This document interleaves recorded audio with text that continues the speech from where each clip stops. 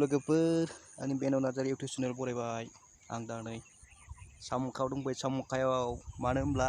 दुगैनो फैदों आं बेबायदि दैया नै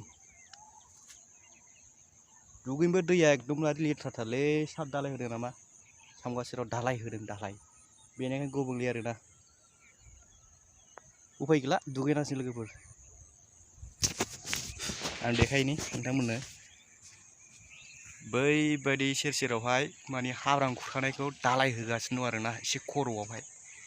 सिम्बोरगाव दालां खाथियाव बेखायनो आफाङावहाय एसे गुबुंले फैदों आरो दैया नै बेखौबो बैसिम होगोन जाहैबाय दालाय आरो ओरै सिगाङावबो बैनिफ्राय एकदमबारे बैसिम होगोन जाहैदों दालाय खुरखानाय आरोखि ना लोगोफोर उफाय गैला दुगैनांसिगोन थेवबाबो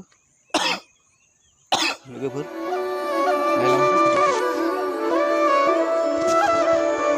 दुगैनोसै गुसुब्लाबो